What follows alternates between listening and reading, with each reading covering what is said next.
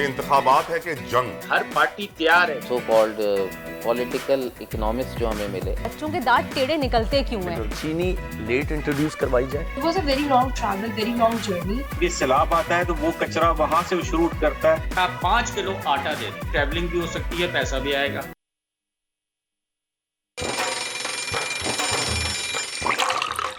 आजकल जिंदगी ही सुबह आउट ऑफ कंट्रोल है, दुनिया बोल है, पूरी दुनिया बोल है।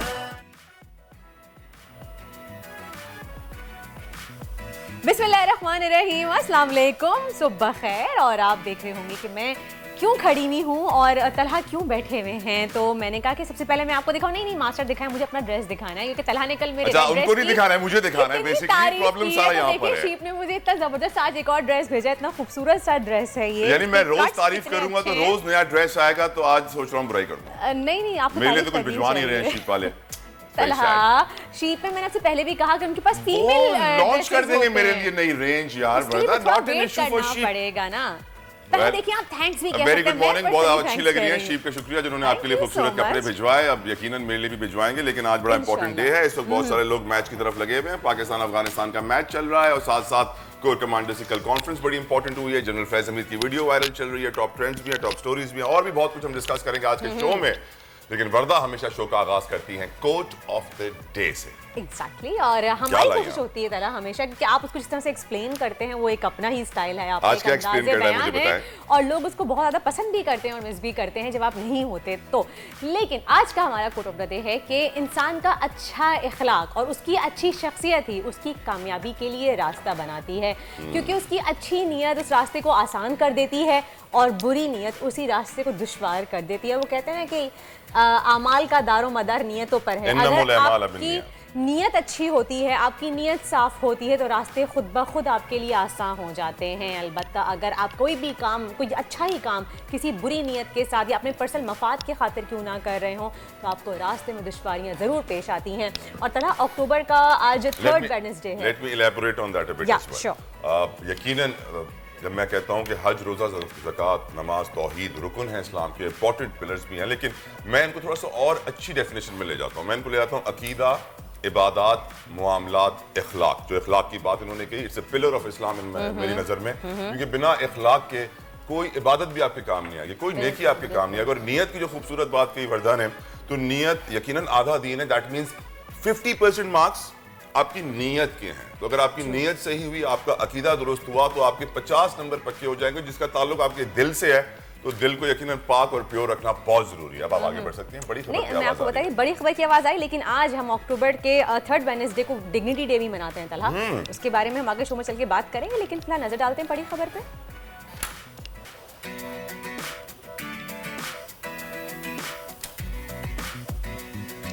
इलेक्शन कमीशन ऑफ पाकिस्तान ने फिर बल्दियाती इंतखाबात मुलतवी कर दिए हैं, जिसके ऊपर अवाम का शदीद रद्द अमल सामने आ रहा है। सिंध हुकूमत की कोशिशें तमाम तर कामयाब हो गई। इंतखाबात कराची में फिर मुलतवी। भारत की मक्कारी और मनफी सफारतकारी क्रिकेट पर पड़ने लगी भारी। भारत का अगले साल एशिया कप के लिए पाकिस्तान आने से इनकार, पीसीबी का भी पलट कर वार। वर्ल्ड कप के लिए भारत ना जाने की धमकी दे दी। सैलाब चला गया, मुतासरीन की परेशानियां अब भी बाकी। सानहे के बाद अलमिए जन्म लेते दिखाई दे रहे हैं। हुकूमत के पास बहाली का क्या कोई प्लान है? और पाकिस्तानी खवातीन किसी से कम नहीं। राबिया शहजाद ने वेट लिफ्टिंग के मैदान में अपना लोहा मनवा लिया। वर्ल्ड वेट लिफ्टिंग चैंपियनशिप में सिल्वर मेडल जीत लिया। बाफखर पाकिस्तानी एथलीट से आज आपकी मुलाकात करवाएंगे। जी तो तलहा, टॉप ट्रेंड में क्या चल रहा है आजकल? मुझे लग रहा है क्रिकेट और क्रिकेट ही ट्रेंड में होगा। अब टॉप ट्रेंड्स में यकीनन जो चीज मुझे इस वक्त बहुत ज्यादा समझ में आ रही है कि हमारे मुल्क के लिए बहुत इंपॉर्टेंट है, वो है जो अमेरिका कर रहा है पाकिस्तान के साथ। देखिए, एक तरफ वर्दा बाइडेन कहते हैं कि हमारे न्यूक्लियर वेपन्स सेफ नहीं है और पाकिस्तान एक टेररिस्ट कंट्री है। उसके बाद पेंटागन का स्टेटमेंट आता है कि नहीं जी, हम जानते हैं कि पाकिस्तान एक सेफ कंट्री है। और उसके बाद जो है कोर कमांडर्स कॉन्फ्रेंस होती है, जिसमें हमारे आर्मी चीफ कहते हैं कि यस, हमारे न्यूक्लियर वेपन्स कंप्लीटली सेफ हैं। और फिर यकीनन एक मैसेज जाता है पूरी दुनिया को कि जो बाइडेन कह रहे हैं बहुत अजीब सी बातें हैं। वो उनके ही लोगों को समझ में नहीं आ रही हैं कि पेंटागन वाले कहते हैं भाई उनकी बातों को समझना है, जाके खुद उनसे आप पूछ लीजिए, व्हाइट हाउस से पूछ लीजिए, हम उनकी बातों का जवाब नहीं देंगे। तो this shows how ridiculous. Faiz Hamid साहब आज बड़ा जी ट्रेंड कर रहे हैं। जनरल फैज हमीद साहब की जो वीडियो आई है, रियूनियन होता है, जनरल परवेज मुशर्रफ ने एक ट्रेंड कायम किया था काकुल में, काकुल जहां पर सारे फौजियों की ट्रेनिंग होती है, पीएम में काकुल, वहां पर रियूनियन होता है और जब उसमें जनरल कोई जाता है वर्दा तो उनके बैजेस वगैरह उतार दिए जाते हैं। He is not treated as a general, he is treated as one of the regular cadets over there. तो जब फैज हमीद साहब वहां पहुंचे तो फिर एक शख्स ने आके, एक और फौजी ने आके उनकी बड़ी अच्छे तरीके से वेलकम किया। उसकी वीडियो बड़ी वायरल है, आई डोंट थिंक सो, हमने शायद वो अभी तक नहीं उठाई है, लेकिन उसके अलावा भी बहुत सारे ट्रेंड्स हैं वर्दा।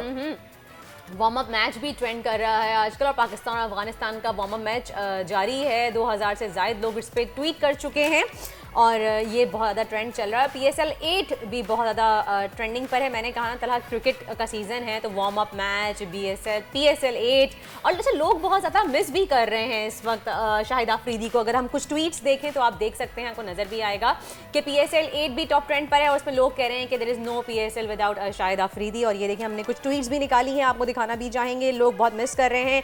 PSL 8 won't be same without Shahid Afridi. और ये अभी आप देख रहे हैं कि डैरन समी has been named as the head coach of Peshawar Zalmi for Pakistan Super League 8.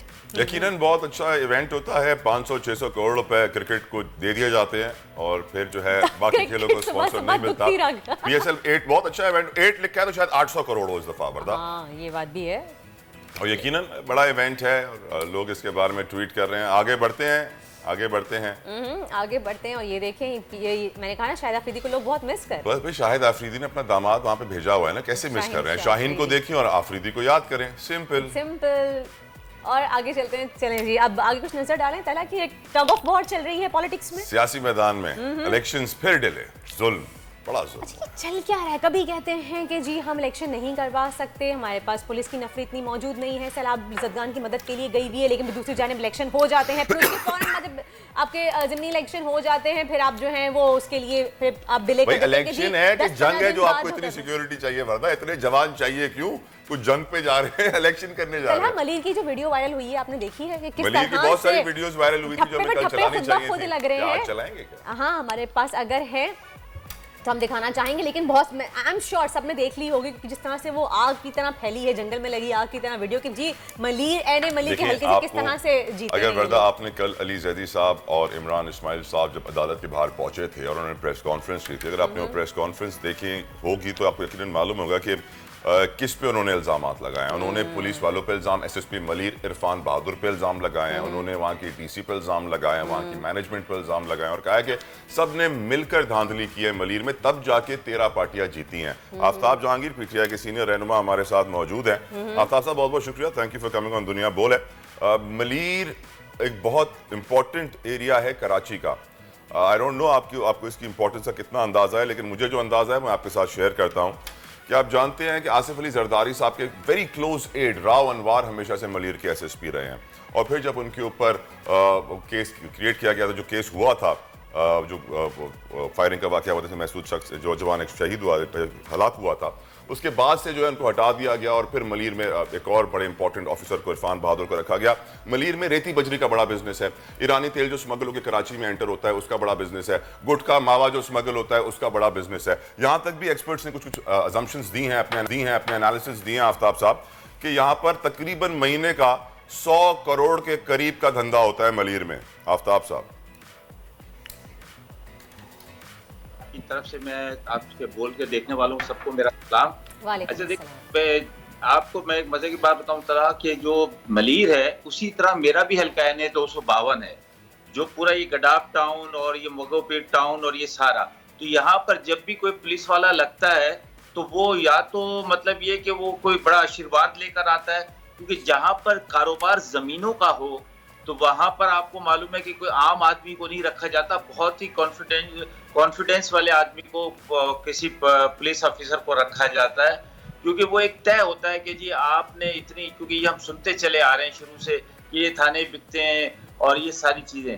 लेकिन देखें मसला ये नहीं है, मसला मैं ये समझता हूँ कि हम जब पॉइंट होते हैं, जैसे अभी आपने बताया बहुत सारी चीजों की मिसाल भी दे रहे थे आप, तो जब हम अपॉइंट होते हैं तो हम एक हल्फ उठाते हैं कि हम अपने नौकरी के साथ, अपने मुल्क के साथ, अपनी जॉब के साथ वफादार रहेंगे।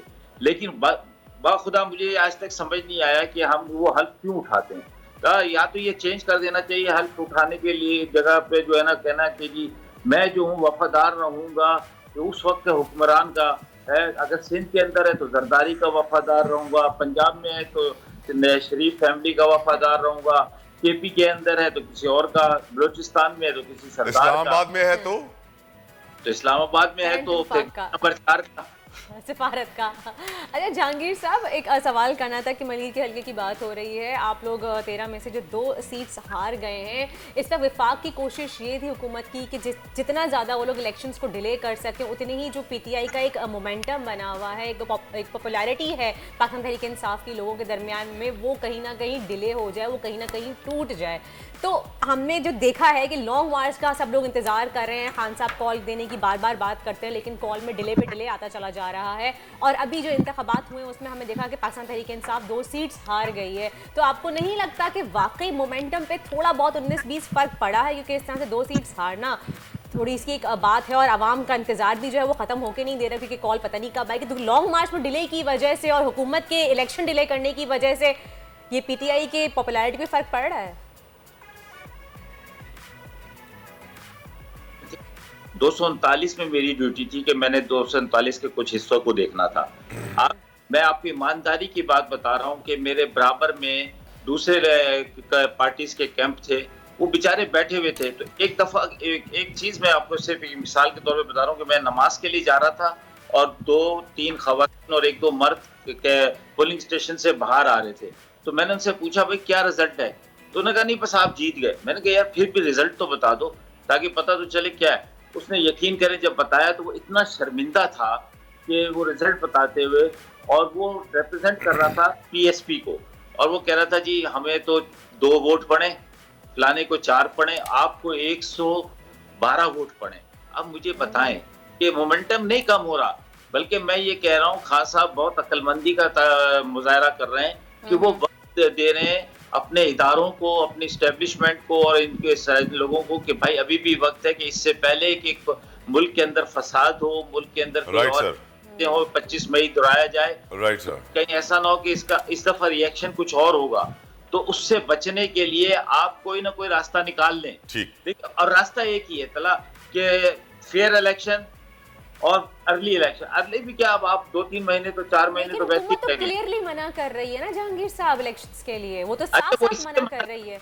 और आप लोग बैकडोर रास्ते भी हो रहे हैं, आप मना करती रहेगी, आप लोग बैकडोर रास्ते भी चल रहे हैं, वो भी किस सिमत बैठ रहे हैं कुछ नहीं पता चल रहा। वो अपने केसेस खत्म कराएंगे, पूरा टाइम लेंगे। आफ्ताब साहब ये बताइए कि मेरी नज़र में आप जो मलीर में आपकी पार्टी को शिकस्त हुई है, इसकी बड़ी वजह ये है कि यहाँ पर जो गैर कानूनी स्मगलिंग 2 नंबर धंधा होता है, पीटीआई ने कभी इसके लिए आवाज़ नहीं उठाई। अगर आप उठाते इसको ख़त्म करवाते तो शायद आप इस तरह आज शिकस्त से 2-4 ना होते। दूसरी चीज़ आफ्ताब साहब, जो बल्दियाती इंतखाबात में खेल खेला जा रहा है, डिले किया जा रहा है, सिंध हुकूमत कह रही है हमारे पास सिक्योरिटी नहीं है। ये इंतखाबात है कि जंग, कितनी सिक्योरिटी चाहिए भाई?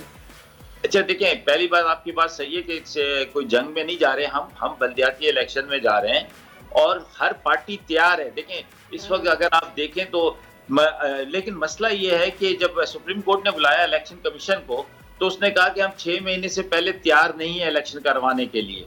अब 6 महीने गुजर गए, उसके बाद बहुत सारे बाई इलेक्शन हो गए, तो इसलिए अब कोई मायने नहीं रखता।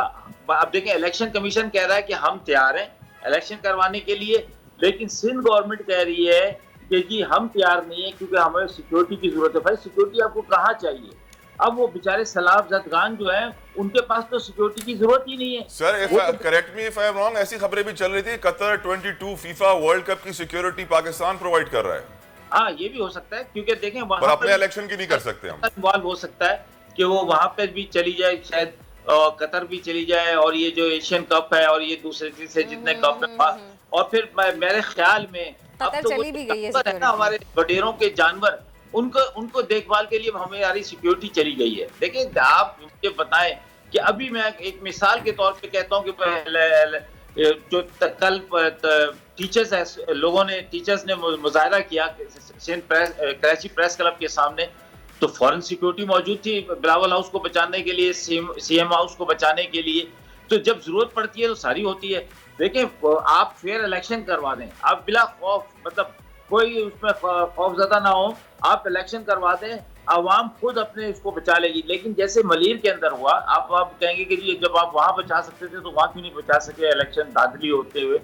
मलीर के अंदर सूरत हाल आपके सामने आई, वीडियोस भी आपके सामने आई, क्योंकि वहां पर उस एरिया के अंदर कुछ गोट्स वगैरह लगते हैं, जैसे आपने बताया वो कुछ स्मगलिंग एरिया भी है उसके अंदर, तो वहां पर ऑलरेडी उन्होंने पहले से यार ये जो आफ्ताब भाई आप कहते हैं जैसा कि आपने बताया, यानी आपको जैसे कुछ मालूम ही नहीं है, आप इतने बड़े हो गए हैं सर, आपका इतना बिजनेस है कराची में, इतना स्टेक है, आपको मालूम ही नहीं मलीर में क्या होता है, फिर तो बड़ी शर्मिंदगी की बात होगी। मुझे तो मालूम होता है, मुझे तो मालूम है, मैंने तो सबसे पहले आपको तला ये बताया कि मेरे हल्के में क्या होता है। बस मेरा कंधा इस्तेमाल ना करें आफ्ताब भाई, आप बड़े आदमी हैं, मैं छोटा सा आदमी हूँ, आप मेरा कंधा इस्तेमाल करेंगे तो मैं कहाँ जाऊंगा। बहुत बहुत शुक्रिया आफ्ताब भाई, बहुत बहुत शुक्रिया, लव यू सर। आपका कंधा कभी इस्तेमाल नहीं करूंगा, बल्कि इंशाल्लाह कोशिश करूंगा कि आपके साथ खड़ा हूं हर मुश्किल वक्त में, आपके साथ सच का और हक का साथ दें सर, करप्शन खत्म करें, चोरी खत्म करें, मुल्क बदल जाएगा। लेकिन सैडली पीटीआई ने 3.5 साल हुकूमत की, सिर्फ केसेस बनाए जो केसेस अब खत्म हो गए हैं, चोरी करप्शन खत्म नहीं हुई। पाकिस्तान तहरीक इंसाफ की सारी जो मेहनत थी ना, ऐसा लग रहा है पानी फिर गया। करता हूं कि हमारे निजाम के अंदर बेहतरी होती तो कल शाहरुख जितोई ना रहा होता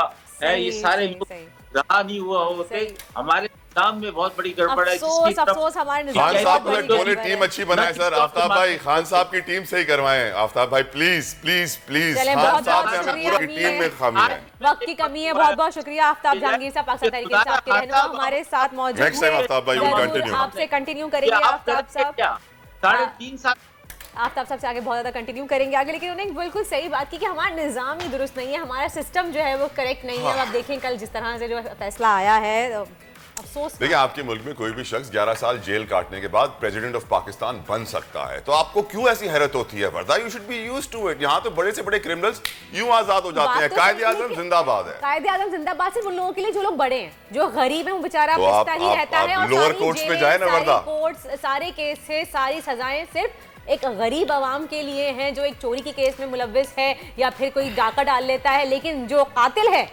वो छूट जाता है। हमारा निजाम ये अल्लाह रहम फरमाए। लोअर कोर्ट्स में हाल देखें गरीब किस तरह पिस रहा है। खैर सैलाब मुतासरीन आप जिक्र करना चाहते हैं? आगे बढ़कर बात करते हैं कि भाई सैलाब की तबाहकारियों तो हम जानते हैं कितनी ज़्यादा तबाहकारियाँ हुई हैं उससे, लेकिन वो थम गई हैं फिलहाल। लेकिन मुतासरीन की बहाली के लिए अब भी कोई इमरजेंसी प्लान हमें दिखाई नहीं दे रहा। इस वक्त मुतासर इलाकों में सूरत हाल क्या है जानेंगे हमारे नुमाइंदे हमारे साथ मौजूद हैं शहजाद अली लाड़काना से। जी शहजाद अली बताइएगा, अपडेट कीजिएगा कि मुतासरीन की बहाली के लिए क्या इकदाम हो चुके हैं अब तक? देखें मुतासरीन सैलाब जो वो इस वक्त भी लाड़काना में सड़कों पे मौजूद हैं, लाड़काना के बाईपास पे मौजूद हैं और लाड़काना के जितने भी स्कूल थे वो तो खाली करवाए जा चुके हैं। लाड़काना के जितने भी मुख्तलिफ शहरी इलाके थे उनको सैलाब मुतासरीन से इंतज़ामिया की जानिब से खाली करवाया गया है, लेकिन वो वहाँ से उठकर और तमाम बाईपास के इलाकों पे आके बेयारो मददगार बैठ चुके हैं। मैं इस वक्त भी लाड़काना बाईपास पे एक सैलाब मुतासरीन के कैंप सिटी में ही मौजूद हूँ और यहाँ पे जब आते हैं और जब इनकी बातें सुनते हैं तो दिल जो है वो बेहद और जहनी तौर पे इंसान परेशान हो जाता है। इनके इतने मसाइल हैं कि लगता नहीं कि इनको आज तक किसी भी तरह का कोई रिलीफ फराहम किया गया होगा। इस वक्त सबसे बड़ा मसला जिसका इनको सामना है वो लाड़काना में हेल्थ फैसिलिटीज़ हैं, क्योंकि लाड़काना की जितनी भी हेल्थ फैसिलिटीज़ हैं वो ग्रैंड हेल्थ अलायंस के एहतजाज की वजह से गुज़िश्ता 2 रोज़ से बंद हैं और आज उसको तीसरा रोज़ होने को है। इनके छोटे छोटे बच्चे हैं, ख़वातीन हैं, हामला ख़वातीन हैं। जब ये अस्पतालों में जाते हैं तो वहाँ पे इनको इलाज मैसर नहीं है और जब ये आला ऐवानों के दरवाजे खटखटाते हैं तो कोई नुमाइंदा सुनने वाला नहीं है और जब ये ज़िला इंतज़ामिया के दरवाजे खटखटाते हैं तो वो बाहर निकलने को तैयार नहीं है। इस वक्त भी सैकड़ों और हज़ारों की तादाद में लोग शाहराहों पे बैठे हुए हैं। बल्कि नसीराबाद और शदादकोट की बात की जाए तो गुज़िश्ता रोज़ नसीराबाद में इंडस हाईवे को सैलाब मुतासरीन की जानिब से सिर्फ इसलिए ब्लॉक स्टॉक किया गया था कि उनको राशन अभी तक नहीं मिल रहा। यानी आप अंदाज़ा करें कि 2 माह गुजर चुके हैं इस सारी मसाइल को और अभी तक ये लोग राशन के लिए परेशान हैं। और अगर बात की जाए कि इनकी बहाली की तो वो तो एक बहुत बड़ा प्रोसीजर है। इंतज़ामिया का कहना है कि नेशनल डिज़ास्टर मैनेजमेंट की जानिब से लाड़काना सिटी का सर्वे फिलहाल शुरू किया गया है और फिलहाल अभी तमाम सिंध के अजला और दीगर लाड़काना जो है उसका सर्वे किया जाएगा। लाड़काना इनका जो लाइव स्टॉक है वो सारा मर चुका है, उसकी बहाली के मसाइल हैं, तो इनके मसाइल बहुत ज़्यादा हैं। इनकी जो आने वाली फसलें हैं वो भी इस वक्त मुकम्मल तौर पे ये काश्त नहीं कर सकेंगे। और बहुत बहुत शुक्रिया शहजाद, बहुत बहुत शुक्रिया, बहुत बहुत शुक्रिया। नहीं है वर्दा, अस्पताल बंद हैं क्योंकि वो GDA ग्रैंड हेल्थ अलायंस वाले जो हैं GHA वो हड़ताल किए हुए हैं, अस्पताल बंद हैं। तालीम का हालत क्या है ये वाली वीडियो देख लीजिए, फिर इस पर बात कर लेते हैं मज़ीद। यहाँ पे बच्चे पढ़ने आते हैं, उस्ताद अपने पैर दबवा रहे हैं, जहां पर मरीज जो है अस्पताल के बाहर मर जाएगा, अस्पताल में हड़ताल होगी, कुछ नहीं होगा, भूख से इंसान मर जाएगा, राशन नहीं मिलेगा सैलाब मुतासरीन को। ये है, इन्हीं वीडियोस को देख के हम वर्दा कहते हैं जिंदा है भुट्टो, जिंदा है। यही सिंध के तालीमी निज़ाम को आप देखें, तालीमी इदारों का ये हाल है। फिर हम किस बेसिस पे बात करते हैं एजुकेशन की, किस बेसिस पे हम बात करते हैं कि जी ये हमारे मुल्क के मुस्तकबिल हैं जिनको आप इस तरह से इस्तेमाल कर रहे हैं अपने हाथ पैर दबवाने के लिए। पढ़ाई कहाँ हो रही है, कितने स्टूडेंट्स हैं, तो फिर इनको पैसे किस बात के दिए जा रहे हैं हमारे टैक्सेस में से?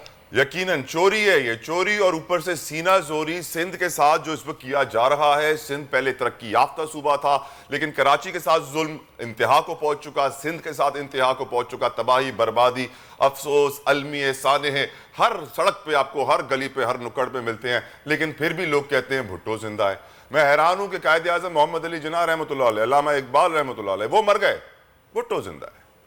वो कब तक, जब तक भुट्टो जिंदा है तब तक सिंध का कुछ नहीं हो सकता। आजकल जिंदगी ही सुबह आउट ऑफ कंट्रोल है, दुनिया बोल है, तेरी दुनिया बोल है।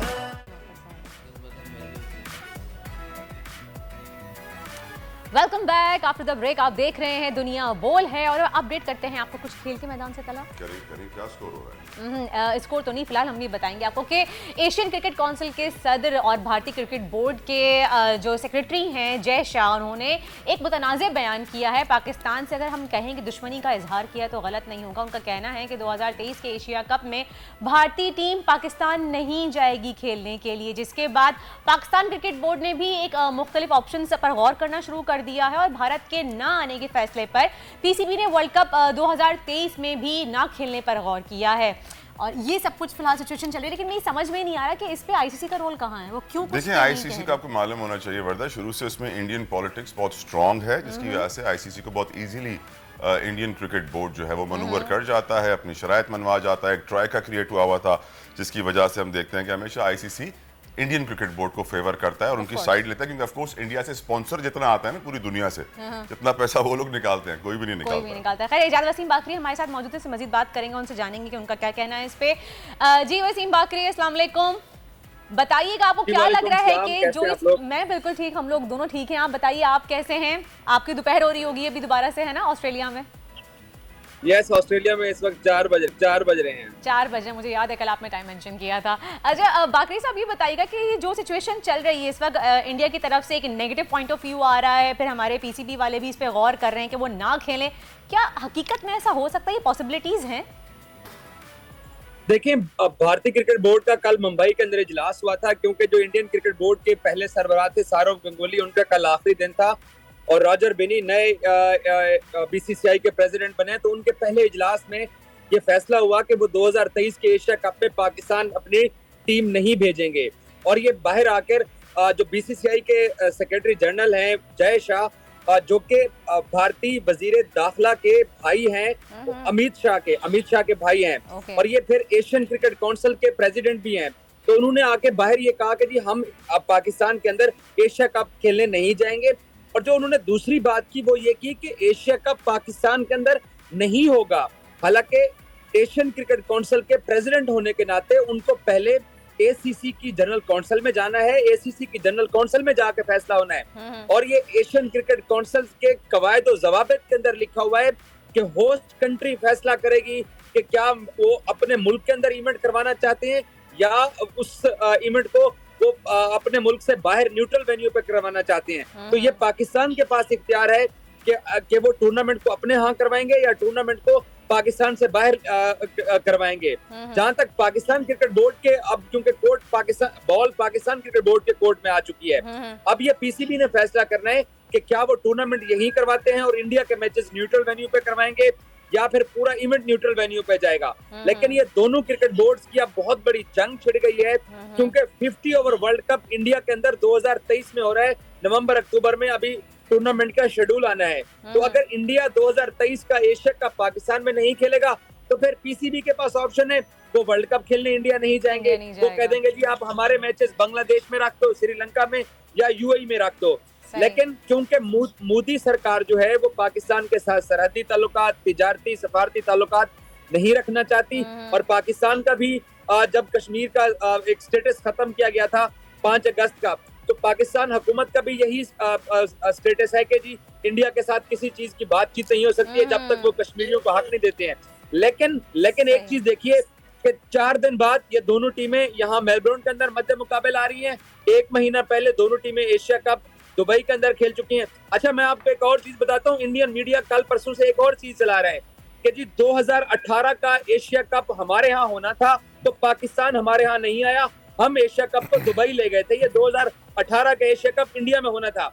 उसकी वजह ये थी कि इंडिया के अंदर आम इंतखाबात थे और जहाँ पे नरेंद्र मोदी 2nd टर्म के लिए प्राइम मिनिस्टर बने हैं, तो उन आम इंतखाबात की वजह से इस इवेंट को इंडिया ने खुद शिफ्ट किया था। तो होस्ट कंट्री की मर्जी से इवेंट बाहर शिफ्ट हो सकता है। सही, लेकिन इंडिया ने की मीडिया तो हम जानते हैं किस तरह से एक बात को बड़ा चढ़ा के राई का पहाड़ बना के पेश करती है और वही सब कुछ कर रही है। खैर, बहुत बहुत शुक्रिया आपका वसीम बाकरी साहब, थैंक यू सो मच, आपने हमें अपडेट किया और बहुत क्लियरली आपने किया कि जी होस्ट कंट्री के ऊपर वो बॉल होती है कि उनका डिसीजन होता है कि वो कहाँ पे मैच रखवाएं, और इंडिया के इस बयान से उनके ये बात क्लियर साबित हो जाती है कि दुश्मन की जो उनकी सोच है, दुश्मनाना सोच जिसे कहते हैं हम, वो क्लियरली वाज़ेह है कि वो क्रिकेट में भी लेके आ रहे हैं। बिल्कुल सही। आगे बढ़ते हैं वर्दा और अब शामिल करते हैं कुछ बिजनेस न्यूज़। बात करेंगे इंडस्ट्रीज की, तो हमारे साथ मौजूद हैं काटी Korangi association of trade and industry के प्रेसिडेंट फराजुर रहमान साहब। फराज साहब, thank you so very much, आपने अपना कीमती वक्त हमें दिया। सवाल आपसे ये पूछना चाहूँगा कि इस वक्त सनतों को गैस की लोड शेडिंग का सामना है, इकोनॉमिक टर्मोइल की वजह से, वैसे ही बहुत सारे और प्रॉब्लम्स खड़े हुए हुए हैं। आप मजीद रोशनी डालिए, हमारी इंडस्ट्रीज इस वक्त कहाँ खड़ी? बिस्मिल्लाहिर्रहमानिर्रहीम, बहुत शुक्रिया आप लोगों का और बोल टीवी का भी बहुत शुक्रिया कि जी उन्होंने इस टॉपिक को कंसिडर किया और वो भी सुबह सुबह। तो बात यह है कि जो इंडस्ट्री इस वक्त शदीद बहरान का शिकार है और इसमें जो है वो सबसे अहम चीज़ ये है कि गैस की लोड शेडिंग, बिजली के नर्ख का महंगा हो जाना और कॉस्ट ऑफ डूइंग बिज़नेस का बढ़ जाना, ये तमाम चीज़ें हैं जिसकी वजह से इंडस्ट्रीज बहुत सर्वाइव कर रही है। बात यह है कि हमें मतलब ज़ाहिर है कि माजी की गलतियों से अब सीख लेना चाहिए।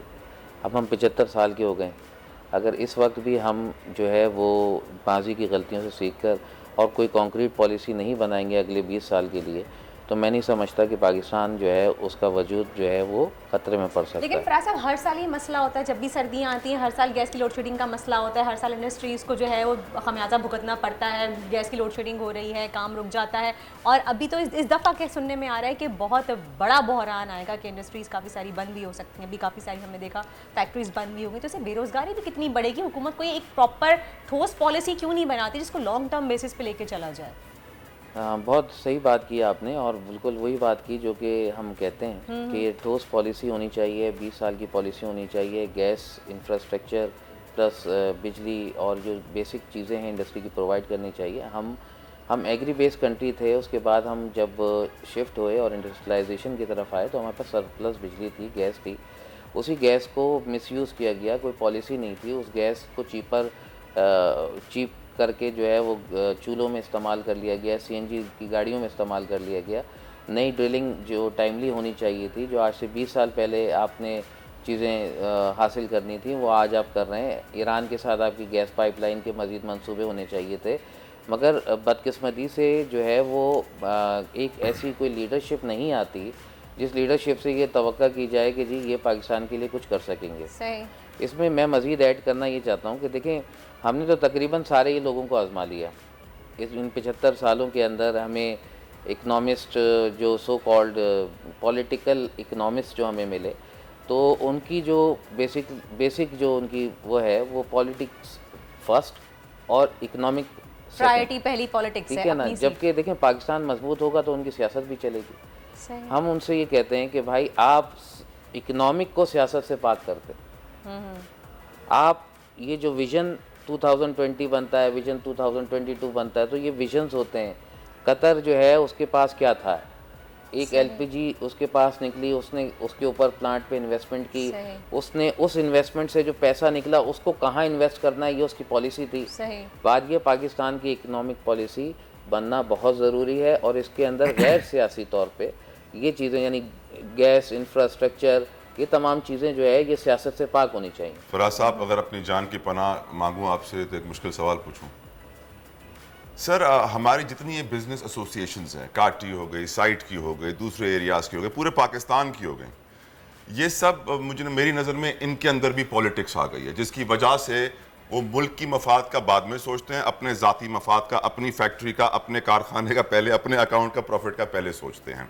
यही वजह हो सकती है कि आप पॉलिसीज़ तो दूर की बात, ये एसोसिएशन अपनी फैक्ट्री के इर्द गिर्द की सड़कें भी नहीं बनवा पाती। अगर आप साइट आज चले जाए, कराची का बहुत बड़ा इंडस्ट्रियल एरिया है, ऐसा टूट फूट का शिकार है कि वो वर्दा ने कल परसों बताया भी था कि कराची के 70% आबादी जो है वो कमर की तकलीफ का शिकार है इन खड्डों की वजह से। तो ये जो बिजनेसमैन हैं जो बिलियंस ऑफ डॉलर्स का एक्सपोर्ट भी कर रहे हैं, कमा भी रहे हैं, बड़े अच्छे इनके प्रॉफिट्स हैं, क्योंकि हमारे मुल्क में इकोनॉमिक पॉलिसी सर अगर 1 साल के लिए बनेगी ना तो कोई फायदा नहीं है, इसको 10 साल के लिए बनाना है, 15 साल। दुनिया 50 साल 100 साल का सोच रही है, हम 10 साल का नहीं सोच पाते। हम कहते हैं 5 साल की हुकूमत है, 3 साल में चली जाएगी, policy change, finance minister change, सारे कुछ चेंज हो जाएगा। अपना मफाद पहले हम चाहते ही नहीं है कि हमारा मुल्क आगे बढ़े, हम चाहते हैं कि हम जाती तौर पर आगे बढ़े, हमारा एक दुबई में फ्लैट हो जाए, एक लंदन में हो जाए, एक ऑस्ट्रेलिया कनाडा में हो जाए, लेकिन यहाँ का सिस्टम, यहाँ की मैनेजमेंट मेरी नजर में बिजनेस कम्युनिटी चाहती नहीं है, क्योंकि वो भी पॉलिटिक्स का शिकार है। बड़े बड़े प्राइम मिनिस्टर आते हैं, मीटिंग करते हैं, एक कान से बात डालते हैं, दूसरे से निकाल देते हैं, आपके हालात बदलते नहीं और आप फिर भी वही बातें करते रहते हैं। बहुत खूबसूरत बात की आपने।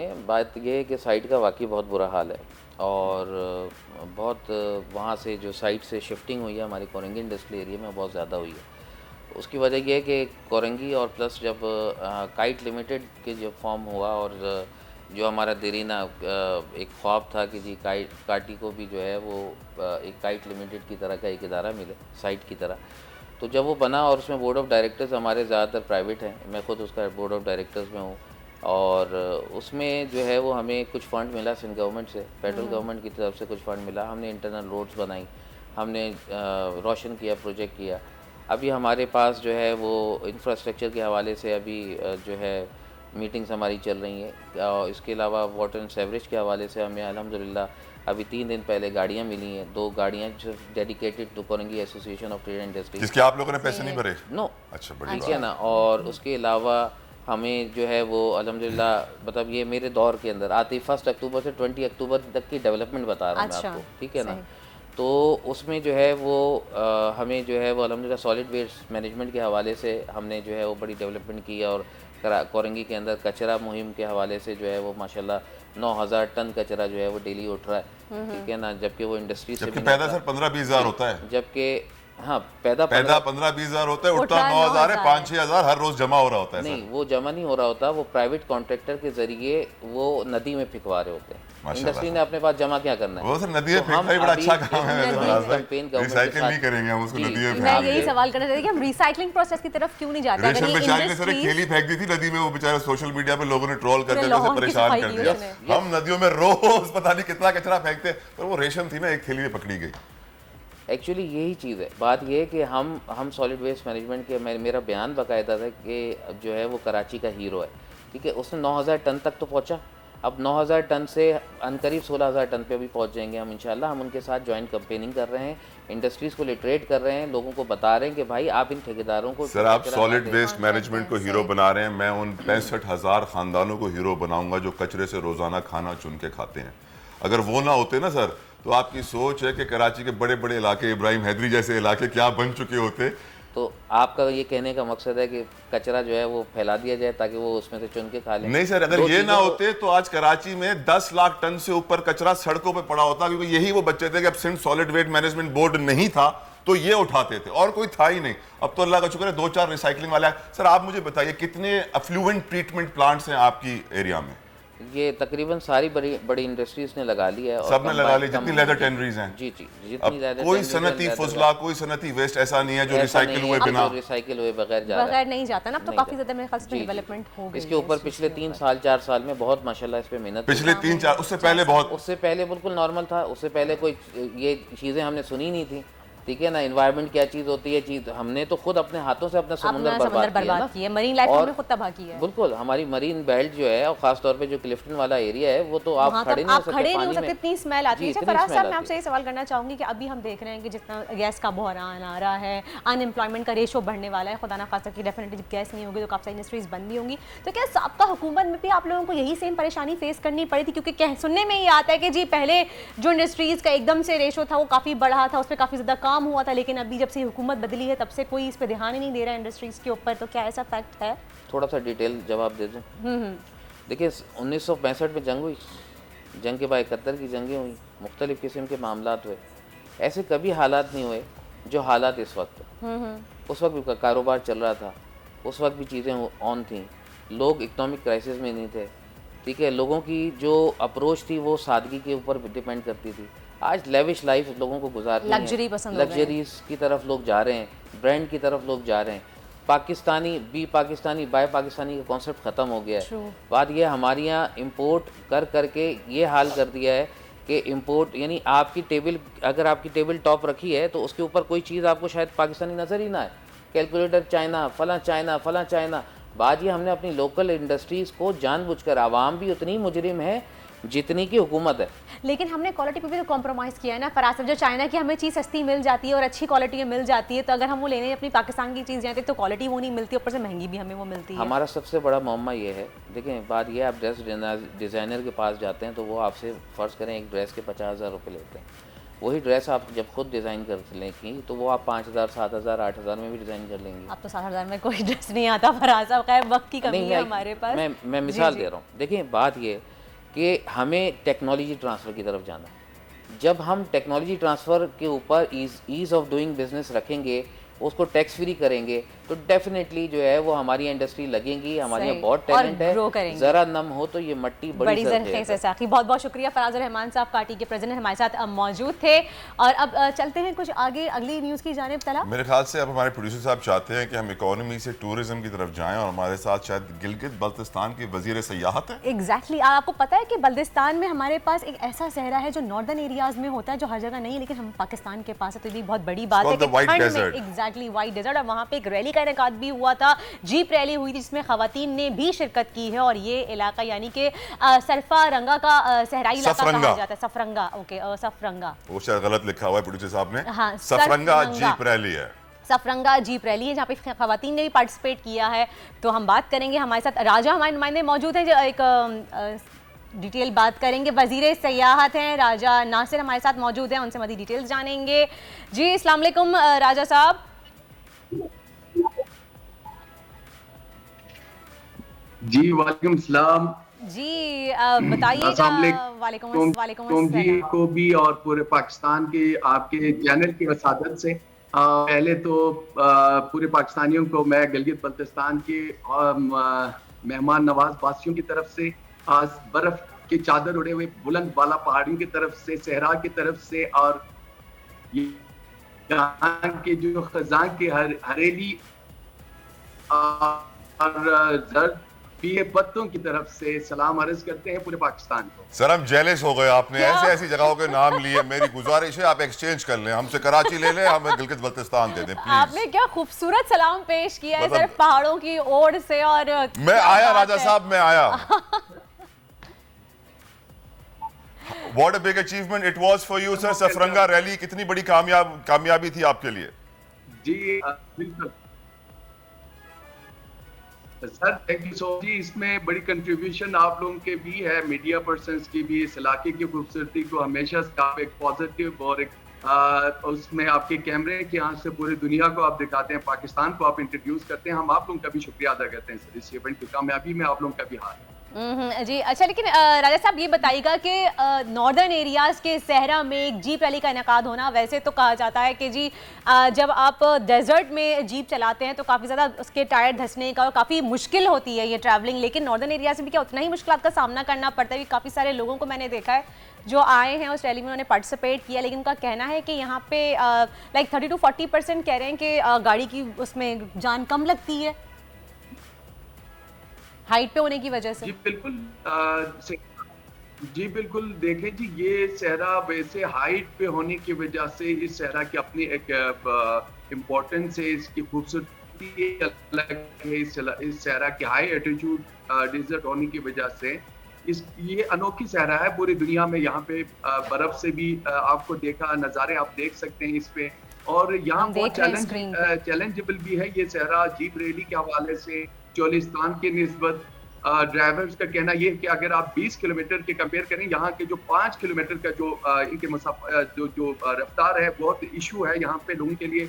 ड्राइव करना काफी चैलेंजिंग है, लेकिन इसके बावजूद भी हमारे पाकिस्तान से पार्टिसिपेशंस आते हैं। ये पाकिस्तान की इस वक्त तो लार्जेस्ट जीप रैली में चला गया। इसकी फुटबॉल और इसकी जो लोगों ने बड़ी अच्छी खासी इसको इम्पोर्टेंट दी, और इंटरनेशनली भी लोग हमें अप्रोच कर रहा है कि इस तरह की जीप रैली में इनवाइट की जाए, गल्फ से भी और जर्मनी से भी और बाहर से काफी लोगों के अच्छे रिस्पांस आ रहे हैं इस रैली के हवाले से। व्हाट्स नेक्स्ट राजा साहब? यकीनन इस जगह पे बहुत सारी डेवलपमेंट्स के प्लान होंगे आपके पास और बहुत सारी चीज़ें बनने वाली होंगी, क्योंकि पूरे पाकिस्तान को जब घूमने जाना होता है तो आप ही के इलाके का रुख करते हैं और तो कहीं डेवलपमेंट है नहीं। तो क्या नेक्स्ट होने जा रहा है डेवलपमेंट की नज़र से? सर देखिए, इसके बाद ऑफ रोड विंटर रैली है जो कि आइस हॉकी है। यहाँ पे विंटर एक्टिविटीज में हम चाहते हैं कि जितना पोटेंशियल आपको इस इलाके के समर के अंदर है उससे कई ज्यादा यहाँ की विंटर टूरिज्म के ऊपर है। यहाँ पे जितने फैसिलिटेशन, जितनी पोटेंशियल आप आइस हॉकी से लेकर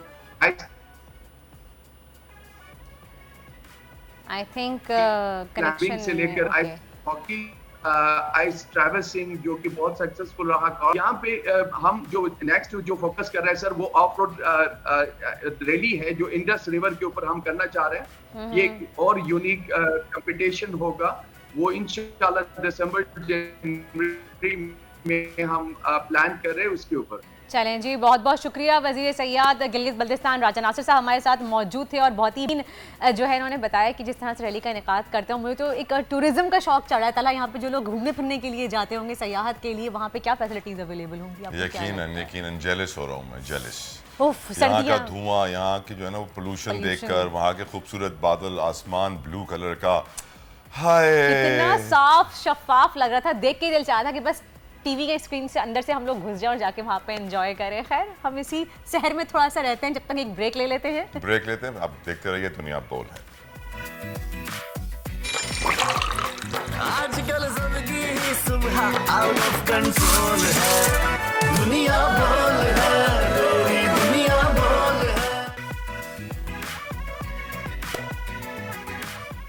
वेलकम बैक टू दुनिया बोल है। और तलहा जो है वो लास्ट मोमेंट पे जो है देखने से पहले देख रहे थे कि स्कोर बताओ तलहा क्या और मुझे कैमरामैन ने बताया कि इस वक्त एक ओवर में 7 रन है और 7 वाइड थी। अफगानिस्तान बड़े प्रेशर में है। हाँ तो अच्छी बात है ना। ये बाबर और रिजवान का प्रेशर है। प्रेशर बताएं कि हम देख नहीं पा रहे मैच, हमें बताएं कि बाबर रिजवान का प्रेशर है। 3 वाइड और 1 वाइड पे चौका हुआ है, तो यकीनन जो बॉलर हैं वो काफी प्रेशर में आ गए हैं। टोटल टारगेट क्या दिया है अफगानिस्तान ने, ये हम आगे चल के आपको बताएंगे। इस वक्त हम जिक्र करेंगे दंदान का। क्योंकि हम हमेशा बात करते हैं हेल्थ की, तो हम बात करते हैं जब हेल्थ में कि हमारी लाइक इंटरनल हेल्थ के ऊपर हम बात करते हैं, नज़ले बुखार की बात करते हैं, लेकिन दांतों की हेल्थ जो हमारी होती है, डेंटल हेल्थ जिसे हम कहते हैं, उसको हम हमेशा इग्नोर कर देते हैं। तो उस पर भी खास ध्यान रखना चाहिए। हमेशा हम आपको पे शो में ही बताते हैं। आप तो इग्नोर नहीं करती ना? नहीं अल्हम्दुलिल्लाह मैं इग्नोर नहीं करती, नहीं हम मतलब हमारे व्यूअर्स देखिए, हम जब मैं अपनी बात करती हूँ तो मैं एज ए व्यूअर ही बात कर रही हूँ, क्योंकि हम भी उनमें से एक हैं। जो वो लोग लाइफ में फेस कर रहे होते हैं हम भी वही फेस कर रहे होते हैं प्रॉब्लम्स, इसीलिए हम उनके मसाइल आप तक पहुँचाने की कोशिश करते हैं। तो खैर मैं टाइम वेस्ट नहीं करूँगी यहाँ पे कि मेरे साथ मौजूद हैं बहुत ही फेमस डेंटिस्ट। आपने पहले भी उनका हमारे शो में देखा, हमारे बहुत अच्छे दोस्त हैं doctor Ali. Thank you surgeon भी है, राइट? डेंटल सर्जन भी है। अस्सलाम वालेकुम एंड वेलकम टू दुनिया बोल है। सुबह सुबह हमने आपको उठा के परेशान करके यहाँ बुलाया। मैं तो कॉफी बहुत अच्छी मिली। डॉक्टर अली से पूछेंगी कि किस तरह बालों में शाइनिंग बरकरार रखी जाए। तलहा वो सवाल आपका है, मुझे पता था आप इस सवाल लाजमी करेंगे। नहीं, आप पूछती है बालों के डॉक्टर अली की आप उनकी पोनी देखेंगे तो अच्छा, मुझे आपका स्टाइल ज़्यादा पसंद आ रहा है। बताइए दांतों की हाइजीन के मेन इश्यूज हमारी सोसाइटी में क्या है? मुझे जो आजकल डॉक्टर अली नजर आता है, हर बंदा छालिया खा रहा है, हर बंदे के मुंह में मावा है, लियारी में तो छोटे छोटे बच्चे होते हैं, उनके भी दांत यूं लाल हो रहे होते हैं।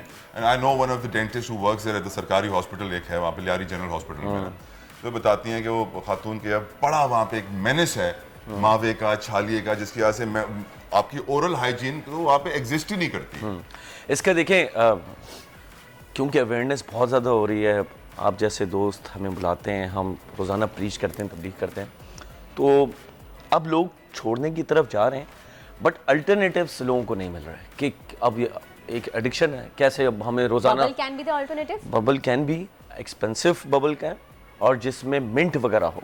और मैं क्यों मिंट कह रहा हूँ, क्योंकि मिंट एक ऐसा एलिमेंट है जो ब्रेन के उसी जगह पे जाके एक्ट करेगा जहाँ एरिकनॉल एक्ट करता है, और एरिकनॉल वही चीज़ है जो कि गुटखा मावा में होती है। तो जो एडिक्शन का अल्टरनेट है वो मिंट कवर करेगा। सो वो च्युइंगम आप यूज़ कर सकते हैं जिसमें मिंट हो, साथ ही साथ सौंफ आप चबा सकते हैं, सौंफ चबा सकते हैं ताकि और एक और चीज़ जो कि मैं हमेशा बताता हूँ कि दांतों को साफ करवा लें। ये एक ह्यूमन साइकी है कि साफ जगह साफ ही रहती है, गंदी जगह पे आप कचरा डाल देते हैं। सो आप फिर खाना शुरू कर देते हैं, अगर गंदे दांत होते हैं तो फिर आपको होता है वैसे ही गंदे एक साथ साफ करवा लेंगे।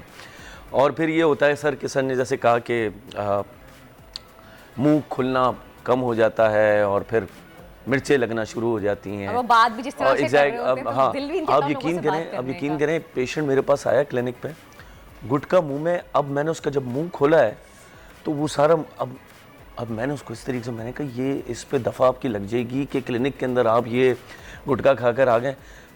थुकवाने के बाद मुझे कह रहे हैं आपने मेरे ना 80 रुपए ज़ाया करवा दिए। मैंने कहा तुम यहाँ चेकअप करवाने, अब इस किस्म के लोग हैं they can not even leave gutkha for couple of minutes।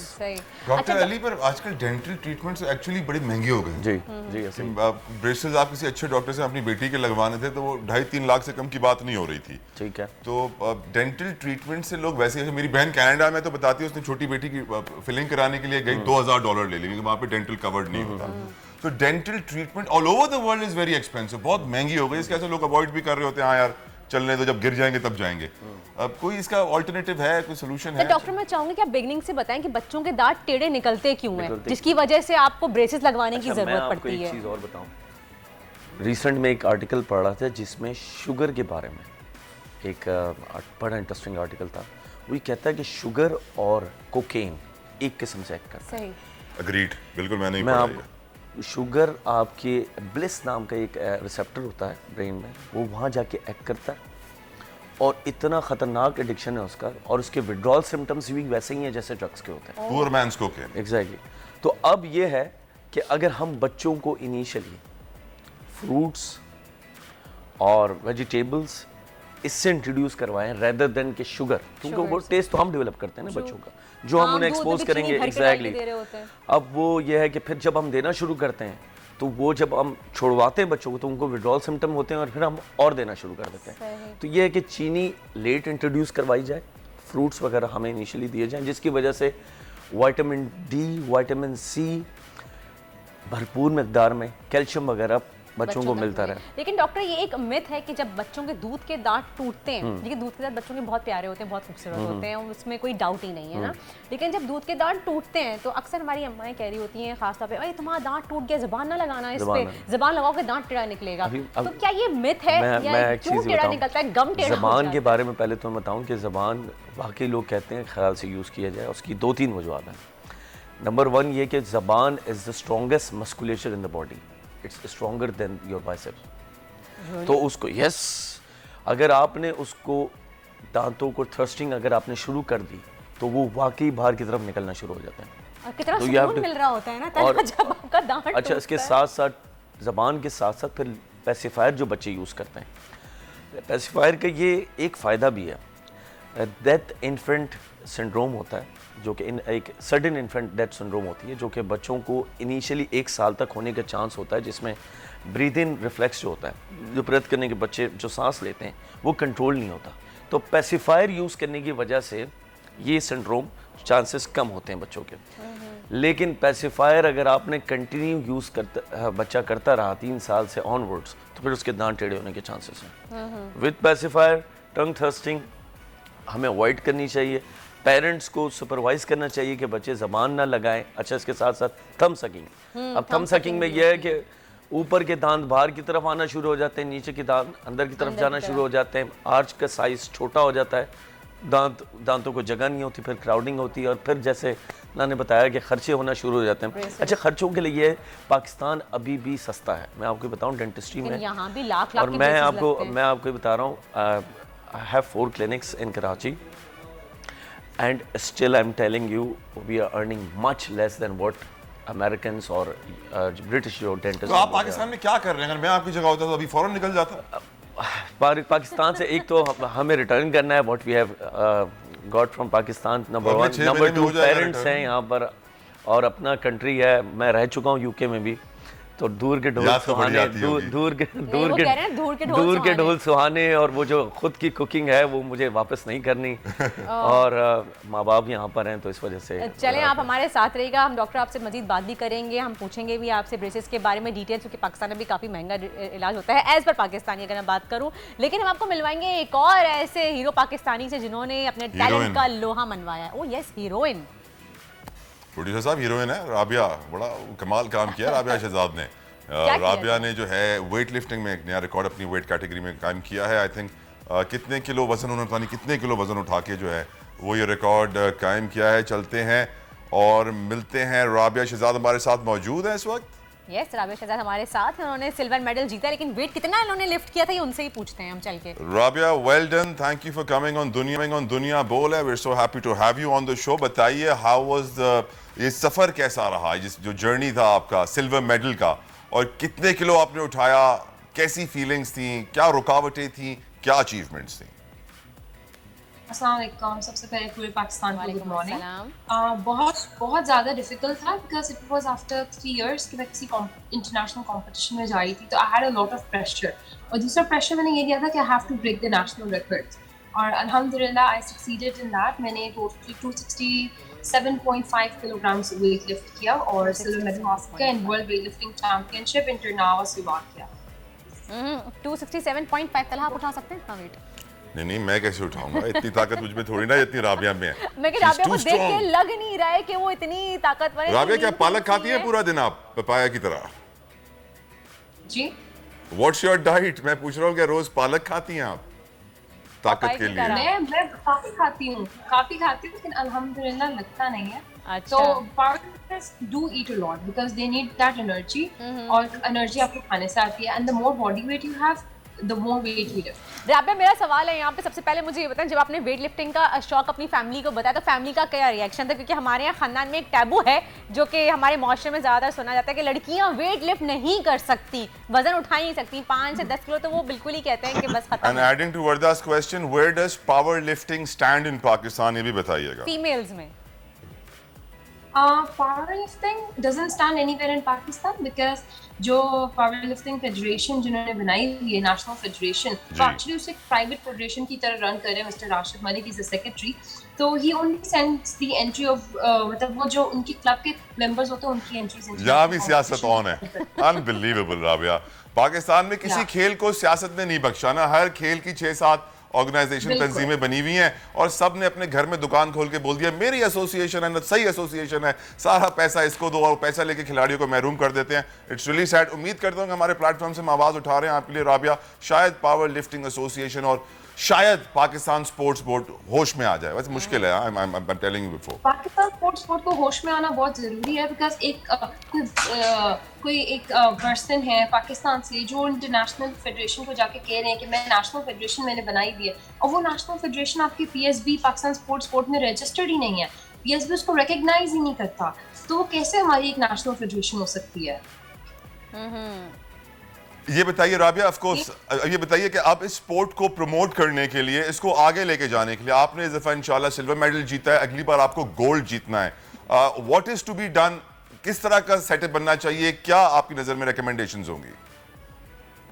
I think there बहुत अच्छी ट्रेनिंग, अच्छी डाइट, और इस वक्त मेरा जो बॉडी वेट था वो कंपटीशन में बहुत कम, लाइक 52 kg कैटेगरी में लेस देन 51 था, तो more body weight, more weight I will lift.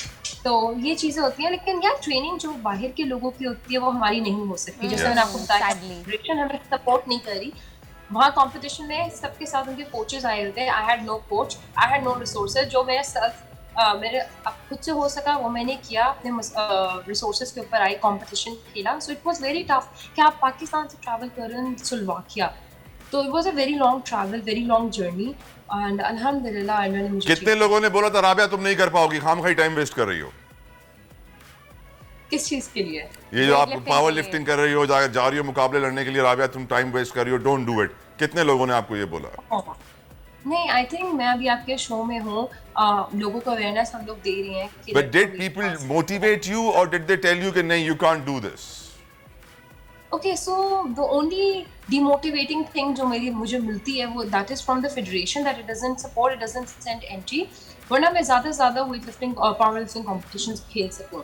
So that is really demotivating। लेकिन उसके अलावा अल्हम्दुलिल्लाह बहुत लोगों ने मुझे सपोर्ट किया, मेरी फैमिली बहुत सपोर्ट करती है, मेरे फादर बहुत ज़्यादा स्पोर्ट्स में है, मेरी अपनी बहन she is badminton Olympian champion. So अगली बार आप हमारे शो पे आए तो अम्मी अब्बू बहन सबको लाइएगा प्लीज। स्पोर्ट्स फैमिली से आप बिलोंग करती हैं। चलें, thank you so very much Rabia. Shahzad हमारे साथ मौजूद थी, सिल्वर मेडल विनर हैं और कर रही हैं और कोशिश भी कर रही हैं कि वो गोल्ड मेडल जीत के लेके आएं। खैर अब हम चलते हैं डॉक्टर साहब की जानिब। डॉक्टर सस्ता जुगाड़ बता रहे थे आप। सस्ता जुगाड़ ये है कि 6 महीने में पहला दूध का दांत निकलता है, 2.5 साल तक पूरे हो जाते हैं। पहले दूध के दांतों का ख्याल रखा जाए। अगर दूध के दांत ठीक टाइम पे निकलेंगे, ठीक टाइम पे गिर जाएंगे तो आने वाले दांत सही होंगे। अच्छा, अब एक स्टेज पे आते हैं, 6 से 10 साल का जो क्रूशल टाइम होता है। 6 साल में हमारे परमानेंट दांत निकलना शुरू होते हैं, 10 साल तक मिक्स हो जाते हैं, दूध के दांत भी होते हैं। एग्जैक्टली, अगली डगलिंग स्टेज, जिसमें वो एक बतख की कहानी हमने पढ़ी थी, तो उसमें ये बच्चों के दांत थोड़े से बदनुमा होना शुरू हो जाते हैं। परमानेंट दांत भी होते हैं और दूध के भी होते हैं, तो जगह नहीं मिलती, जगह भी पैक शेप हो जाते हैं वो। तो अब इसमें यह है कि ये डेंटिस्ट पाकिस्तान में जितने हमारे हैं इनोसेंट डेंटिस्ट, वो कमाते भी इसी स्टेज में। वो डराते हैं पेरेंट्स को, देखें आपके बच्चों के दांत टेढ़े हैं, इलाज करवाएं। हालांकि ये वो टाइम है जिसमें तमाम मोस्टली 90% बच्चों के दांत टेढ़े ही होते हैं अगली डगलिंग स्टेज के लिए। तो इसमें यह करना है कि इसमें इंटरसेप्टिव एक ऑर्थोडोंटिक्स होती है, वो करना है एक्सपेंशन के थ्रू। दूध के दांत जो टेढ़े हो रहे हैं उन्हें निकाल दिया जाए राइट टाइम पे अंडर लोकल एनेस्थीसिया। 6 से 10 साल का बच्चा कोऑपरेट कर लेता है। और एक्सपेंशन के थ्रू, यानी कि जो हेड गेट्स वगैरह होते हैं, इस किस्म की थ्योरीज होती हैं, उनके थ्रू दांतों का ट्रीटमेंट करवाया जाए, ताकि बाद में एक्सपेंसिव जो ट्रीटमेंट हो रहा है तारों का या इनवेजिलाइन के थ्रू, वो हम उन चीज़ों से बच सकें। अब ये इंटरसेप्टिव ऑर्थोडोंटिक्स का जो कॉन्सेप्ट है, ये पेरेंट्स को बड़ा ज़रूरी है समझना कि इसका मतलब ये है कि हम चीज़ को ख़राब होने से रोक सकें। इसमें कोई ब्रेसेस नहीं लग रहे, इसमें रिमूवेबल अप्लायंस लगती है जिसके थ्रू हम दांतों को ख़राब होने से बचाते हैं। इसमें भी आपको पेनफुल ना इसमें एक क्लिप लगती है कि जो बच्चे हैं वो 8 से 10 महीने तक वो पहन लें, उसके बाद वो चीज़ ख़राब होने से बच जाती है। अच्छा, एक और चीज़ यहीं पर मैं एक पॉइंट इंट्रोड्यूस कराऊँ कि जब दूध के दांत मुँह में होते हैं उसमें ब्रेस्ट फीडिंग का एक बड़ा एलिमेंट है। अगर माएँ 2 साल तक दूध पिलाएं बच्चों को तो दांत फ्यूचर में टेढ़े होने से बच सकते हैं, क्योंकि ब्रेस्ट फीडिंग से जो बच्चा सक करता है दूध, तो उससे एक्सपेंशन होती है तालू की। जब तालू की एक्सपेंशन होती है तो फ्यूचर में दूध के दांत को और परमानेंट दांत को अपनी जगह पे आने का टाइम मिलता है और सही पोजीशन मिलती है। पीसीआर में काफी सारे लोग हैं जिनके दांतों में कीड़े हैं हमारी टीम में ना, वो कह रहे हैं कि 4 मुंह का पेचकस ले आते हैं, हथौड़ा ला रहे हैं, डॉक्टर साहब सही कर देंगे। मैं यहाँ लाइव तो नहीं कर पाऊंगा, पीछे हो जाएगा, हो जाएगा भाई, आप मेरे असिस्टेंट टेंशन ना लें जी, जिस जिसके कीड़े हैं सब सारे कीड़े साफ हो जाएंगे। लिस्ट बनाते हैं, थोड़ी रेडी। डॉक्टर साहब ट्रीटमेंट कर लेंगे। अच्छा डॉक्टर साहब, अभी एक कह रहे हैं कि ट्रांसपेरेंट अलाइनर भी आया है जो आप इजीली लगा सकते हैं दांतों में, क्योंकि ब्रेसेस जब आप लगाते हैं तो लोग बहुत ज़्यादा हेजिटेट भी होते हैं कि वो बहुत ज़्यादा बुरा फील हो रहा होता है, उसकी सफाई रखना भी एक बहुत बड़ा काम है। देखिए, ब्रैकेट्स का ये है कि वो एक तो अल्सर्स कर जाते हैं, ज़बान पे लगते हैं, होंठ पे लगते हैं, और उसके बाद साथ सोशली एक्सेप्टेबल नहीं है। पहले एक ज़माना था कि 90s में पेरेंट्स अपने बच्चों को इसलिए लगवाते थे कि वो नज़र आए कि अच्छे सोशो इकोनॉमिक स्टेटस के हैं, देखें ऑर्थोडोंटिक ट्रीटमेंट करवा रहे हैं। अब उल्टा है, अब जो बच्चे तार लगा रहे हैं उन्हें ये समझा जाता है कि ये गरीब हैं और इनके दांत ठीक नहीं है, माँ बाप ने ध्यान नहीं दिया, माँ बाप ने ध्यान नहीं दिया। अब इसीलिए इनविजिलाइन इंट्रोड्यूस करवाई गया। वो जो इनविजिबल ट्रांसपेरेंट एक कैप की तरह होते हैं जो आप चढ़ा देते हैं। नहीं, कैप नहीं होता, वो शीट्स होती हैं, ट्रांसपेरेंट ट्रेस होते हैं जो कि आप 18 घंटे पहनते हैं एंड उसके बाद आप सीक्वेंस होता है उनका, यानी आपके पास पूरा एक बॉक्स आया हुआ होता है और सीक्वेंस होता है और जैसे ही दांत की मूवमेंट होती जाती है वो ट्रेस चेंज होती जाती है। अच्छा, इसका एक फ़ायदा ये है कि इसका जो रिजल्ट है वो सॉफ्टवेयर के थ्रू पहले ही जनरेट करके आपको दिखा दिया जाता है। लेकिन 8 महीने बाद आपका रिजल्ट ऐसा होगा and if you and your dentist agreed तो फिर उसको हम प्रोसेस करते हैं। इसका सबसे बड़ा फ़ायदा ये है कि यूज़र फ्रेंडली है, डेंटिस्ट ओरिएंटेड नहीं है, पेशेंट ओरिएंटेड है, पेशेंट खुद ही उसको लगाता है और महंगा और तमीज़दार है। देखिए, महंगा तमीज़दार पर मैं आर्ग्यू करूँगा, कल भी आर्ग्यू किया था, आज भी कर रहा हूँ। सस्ता रोए बार-बार, महंगा रोए एक बार। एक एडवांस पेमेंट है छोटी सी, उसके बाद कितनी है फिर भी बताया तो सही। मुझे कराना है अपनी बेटी का डॉक्टर साहब, 50,000 है, वेरी नॉमिनल। उसके बाद महीने में 5,000 रुपए अपने डेंटिस्ट को देने और ट्रे उठा लेने। यार सच्ची बताए डॉक्टर साहब, आप आएंगे फिर आप 50,000 2 लाख ना बन जाए। नहीं, मैं यहीं पे आपका हम यहाँ पर फिर एक एग्रीमेंट साइन कर लेते हैं, गवाह साथ बैठो। तो 5,000 कितने अरसे तक चलेगा? 8 महीने तक। 8 महीने, 8 महीने 5,000, that makes it what 40,000 plus lakh रुपए में सारा काम हो रहा है। लाख में हो जाएगा, बिल्कुल हो जाएगा। If the case is mild to moderate, if it's severe, तो then we cannot do through Invisalign. Then we have to shoot to wire या brackets पे हम चलते हैं। फिर कितने में होगा? फिर ये हो जाएगा, आप समझ लें कि एटलीस्ट 160 to 2 लाख का ब्रैकेट होगा।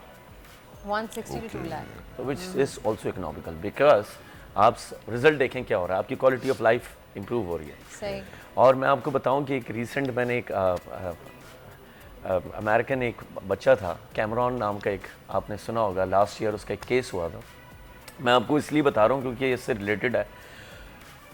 उसने एक ड्रिंकिंग केस में माँ और बच्चे को हिट किया था और बच्चों उनका इंतकाल हो गया था। लेकिन पूरी दुनिया में एक उसके सपोर्ट में कैंपेन इसलिए चली थी क्योंकि उसके दांत अलाइन थे, बड़े खूबसूरत थे और वो खूबसूरत बंदा था। तो मैं आपको बता रहा हूँ कि इससे इम्पोर्टेंस का पता चलता है कि पर्सनालिटी, कि लोग कितने इन्फ्लुएंस हो जाते हैं और कितने इन्फ्लुएंस होके फिर आपको वोट डाल देते हैं, कितने इन्फ्लुएंस होके आप बड़े से बड़ा पॉलिटिशियन बन जाते हैं, कितने इन्फ्लुएंस होके आप दूसरी चीज़ें आप इजीली किसी को भी इन्फ्लुएंस कर सकते हैं। आपकी स्माइल अगर अच्छी है, स्माइल अच्छी, पर्सनालिटी अच्छी, अगर पर्सनालिटी और आपके अगर दांत सही है तो आपकी पूरी पर्सनालिटी को डैमेज करता है। कितनी शादियां की आपने डॉक्टर अली? अभी तक एक ही, एक शादी अभी तक अल्हम्दुलिल्लाह। ये सवाल वर्दा को बिल्कुल पसंद नहीं आता, कहते हैं आप शादियों का सवाल क्यों करते हैं? मैं कहता हूं अच्छा, ये जो मैं अपनी लाइन क्लियर करने के चक्कर में हर दूसरे बंदे से ये सवाल करते हैं। ये जो मैं बात कर रहा हूँ एस्थेटिक्स की, ये मेरे वैल्यूज नहीं है, बट ये हार्वर्ड की रिसर्च है जो कहती है कि लोग कितने इन्फ्लुएंस होते हैं through aesthetics. Right, doctor Ali, thank you so very much for coming on our show, it was pleasure, great talking to you. Break लेते हैं, ब्रेक के बाद वर्दा बताएंगी मौसम का हाल। इस ब्रेक के बाद आजकल जिंदगी ही सुबह आउट ऑफ कंट्रोल है, दुनिया बोल है, मेरी दुनिया बोल है। आजकल जिंदगी ही सुबह आउट ऑफ कंट्रोल है, दुनिया बोल है, मेरी दुनिया बोल है। जी जनाब, वापस आ गए हैं हम ब्रेक से और जैसे कि आप देख सकते हैं पीछे वेदर वॉल है, तो अब हम आपको अपडेट करेंगे मौसम की सूरत हाल से। तो जनाब, सर्दी की आमद है और जाड़े ने बालाई इलाकों में धूम मचा दी है। साथ ही महकमा मौसमियात ने पहाड़ी इलाकों में बारिश और बर्फबारी की भी पेशगोई कर दी है। तो यानी कि सर्दी स्टार्ट होने वाली है, बर्फबारी होने वाली है। खबर यह है कि कश्मीर, गिलगित बल्दिस्तान, बालाई खैबर पख्तूनख्वा, इस्लामाबाद और बालाई पंजाब में आज तेज़ हवाओं और गरज चमक के साथ बारिश का इम्कान मौजूद है, जबकि बुलंद पहाड़ों पर आज से बर्फबारी का आगाज़ हो सकता है। सो एंजॉय करना शुरू कर दें पहाड़ वाले, क्योंकि हम तो यहाँ तरस रहे हैं सर्दियों के लिए, लेकिन जिस तरह से सर्दी की शिद्दत बढ़ेगी इसी दौरान इन चंद मुकामात पर यालाबारी की मुतवक्का भी पेशगोई की जा रही है। अलबत्ता मुल्क के बेशतर शहरों में मौसम खुश्क रहेगा और मुख्तलिफ शहरों की अगर हम दर्जा हरारत की बात करें तो कराची में ज़्यादा से ज़्यादा दर्जा हरारत 36, जबकि कम से कम 23 डिग्री तक जाने का इम्कान है। आप देख सकते हैं कराची में हमें कुछ भी मौसम में ऐसी सूरत हाल नज़र नहीं आ रही है कि कहीं बादल हो या मौसम अच्छा हो। कुछ हम इम्कानात रखें, मौसम बिल्कुल साफ़ है कराची का। टेम्परेचर हम आपको बता चुके हैं, दोपहर में थोड़ी गर्मी होती है लेकिन रात के टाइम पे थोड़ी ठंड हो जाती है। अलबत्ता अगर लाहौर की तरफ आप देखें इस वक्त तो कहीं ना कहीं आपको जो वाइट स्पॉट्स नज़र आ रहे हैं तो वहाँ पे स्मोक की कैफियत मॉर्निंग में बरकरार है। तो ड्राइव सेफली लाहौर वाले। और लाहौर में ज़्यादा दर्जा हरारत 34 और कम से कम 20 डिग्री तक रहेगा। इस्लामाबाद की दर्जा हरारत की बात करें तो ज़्यादा से ज़्यादा 29 और कम से कम 16 डिग्री, और पेशावर सबसे ज़्यादा 29 और कम से कम 16 डिग्री तक रहेगा। कोयटा में ज़्यादा से ज़्यादा दर्जा हरारत 25 और कम से कम 10 डिग्री रहने का इम्कान है। ये तो थी मौसम की सूरत हाल से हमने आपको आगाह किया। अब चलते हैं तला की तरफ। मौसम का हाल तो आपने जाना, अब आपको बताएंगे समंदरों का हाल। मुल्क में सैलाब की तबाहकारियों के बाद समंदरों पर बड़ा इंपैक्ट आता है। आज के प्रोग्राम में आपको मालूम पड़ा था कि किस तरीके से हमारी इंडस्ट्रीज जो हैं अपना सारा तर कचरा, सॉलिड वेस्ट बहुत बड़ी क्वांटिटी में नदियों में, नहरों में यानी समंदर की तरफ भेज देती हैं। और फिर समंदर का हाल क्या होता है हम जानते हैं। कंटिन्यूसली पोल्यूशन ने समंदर में आबी हयात को शदीद मुतासिर किया है। कंटिन्यूसली आपकी मछली की क्वालिटी गिरती जा रही है, मछलियाँ एक्सटिंक्ट होती जा रही हैं, उनकी तादाद कम होती जा रही है। गंदगी से, गलाजत से जो आप समंदर में फेंक देते हैं उससे हमारी पूरी दुनिया तबाह हो रही है। But sadly no one talks about it, we will. हम आज इस इशू पे बात करेंगे। हमारे साथ मौजूद हैं कमोडोर रिटायर्ड बाबर बिलाल हैदर साहब। आप डायरेक्टर हैं इंडियन ओशन स्टडीज सेंटर के। Thank you so very much Babar sahab, आप अपना कीमती वक्त हमें दिया। ये बताइए इस वक्त करंट सिचुएशन हमारे समंदरों की है क्या? इस वक्त कितना हम कचरा फेंकते रहते हैं, हर चीज डिस्पोज कर रहे होते हैं समंदर के अंदर बिना सोचे समझे, उसका इम्पैक्ट क्या आ रहा है? और सैलाब की वजह से जो इम्पैक्ट आया उस पर भी रोशनी डालिएगा। जी अस्सलाम वालेकुम, वेरी गुड मॉर्निंग। आपने बहुत इम्पोर्टेंट इशू के ऊपर आज मुझे मदऊ किया, मैं आपका शुक्रगुजार हूँ। लेकिन अगर समुद्रों की बात करते हैं तो समुद्र, पाकिस्तानी समुद्र के अंदर जो हम इंडस्ट्रियल वेस्ट है या घरेलू वेस्ट है, हम बगैर सोचे समझे उसको समुद्र नालों में डाल देते हैं और नाले समुद्र में जाके गिरते हैं। लेकिन अगर आप सैलाब की अगर आप देखें, ये सैलाब कहाँ से शुरू होता है? ये मतलब कश्मीर या गिलगित के पहाड़ों से शुरू होता है। तो वहाँ पर भी लोग जो अपना इंडस्ट्रियल वेस्ट या अपना घरेलू वेस्ट है वो उस नदी में, उस जो स्ट्रीम पानी की चल रही होती है उसके किनारे डाल देते हैं। और जब ये सैलाब आता है तो वो कचरा वहाँ से शुरू करता है और आहिस्ता आहिस्ता वो लेके समुद्र तक पहुँच जाता है और इससे समुद्र ज़्यादा पोल्यूट होता है। और समुद्र आपको पता है जैसे कि अब दुनिया की आबादी बढ़ रही है, तकरीबन 8 अरब के करीब पहुँच चुकी है। तो समुद्र हमारा फ्यूचर फूड सोर्स है। अगर हम अपने समुद्र को प्रिजर्व नहीं करेंगे तो हमारे लिए मुश्किलात होंगी। कमोडोर साहब, आई टेल यू समथिंग, मुझे फिशिंग का बड़ा शौक रहा है, तो मैं जाता रहता था फिशिंग पे और मैं देखता था कि हम लोग, ऑफ कोर्स एक रईस लोग होते हैं जिनकी अपनी कश्तियाँ होती हैं, सारा सेटअप अपना होता है। एक हम जैसे गरीब होते हैं जो किराए पे जाके कश्ती लेते हैं और जाते हैं फिशिंग के लिए। मैंने देखा कि जितने भी मछेरे थे, माहीगीर थे, वो अपनी कश्ती का कचरा जमा करते थे और समंदर में फेंक देते थे। मैं इतना हैरान होता था कि ये रोजाना जाते हैं फिशिंग के लिए, जब इन्हीं को ये नहीं मालूम कि ये कचरा फेंकना समंदर के लिए कितना खतरनाक है, तो किसी और को हम क्या समझाएंगे? जो लोग रोजाना समंदर से रिस्क कमा रहे हैं, खा रहे हैं, वो ही समंदर को तबाह भी कर रहे हैं। और adding to this point Bilal sahab के यही बताएं कि हमारे ऐसे क्यों है कि हम ही लोग अपने समंदर को खुद गंदा करते हैं, जबकि हमारे ही लोग बाहर ममालिक में जाते हैं, वहाँ का समंदर बिल्कुल साफ शफाफ रखते हैं, कितनी स्ट्रिक्ट पॉलिसीज वहाँ पे हैं। हमारे यहाँ हम ये चीजें क्यों नहीं अपनाते? खुद से समंदर की सफाई हम क्यों नहीं रखते?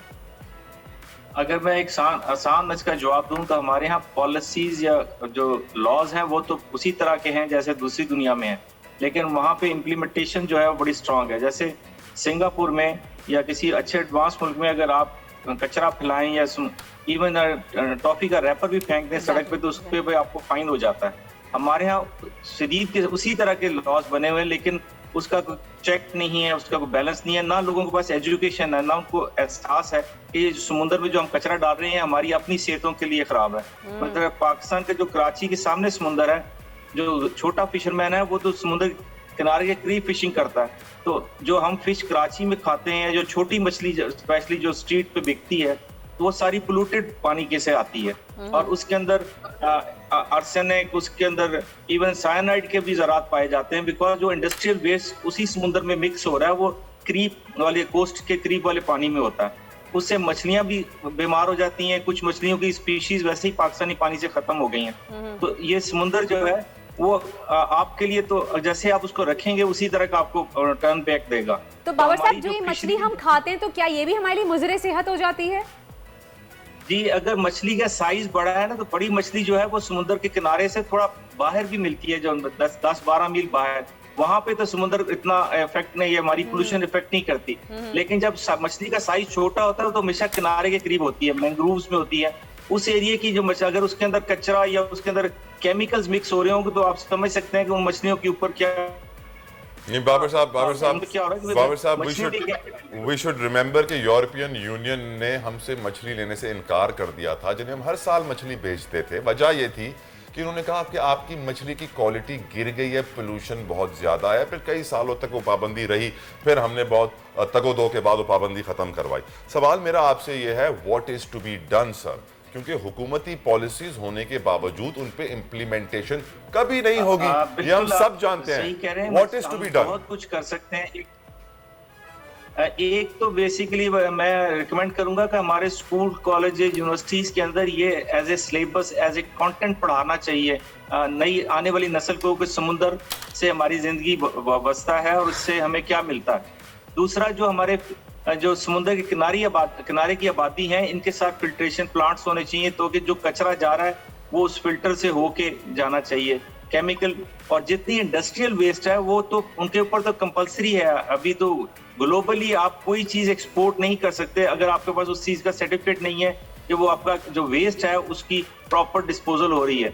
हमारे यहाँ प्रॉब्लम इम्प्लीमेंटेशन की है। अगर गवर्नमेंट सिंसियरली इम्प्लीमेंट कर पाए और उनका जो चेक एंड बैलेंस रखे तो ये कोई इतना मुश्किल काम नहीं है। May be in 2 to 3 years time हमारा समुद्र भी यूरोप के समुद्र की तरह हो सकता है, लेकिन सिर्फ नीयत अच्छी होनी चाहिए। नीयत अच्छी होनी चाहिए सर। गवर्नमेंट की नीयत होती तो शायद हमारे शहर भी साफ होते। नीयत हमारे मुल्क में बस एक ही इदारे की अच्छी है, जिसे हम पाक फौज कहते हैं। आपका भी साबिका इदारा है, कोशिश करें सर उनको इन्वॉल्व कर ले, काम शायद हो जाए। क्योंकि हुकूमत से उम्मीद रखना बिल्कुल बेवकूफ़ी वाली बात होगी। हमें एज ए सिविल सोसाइटी खुद आगे बढ़ना होगा, खुद पैसे निकालने होंगे, खुद काम करना होगा।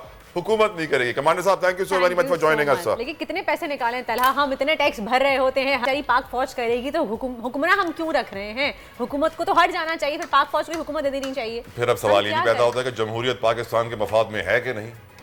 लगता है आपको?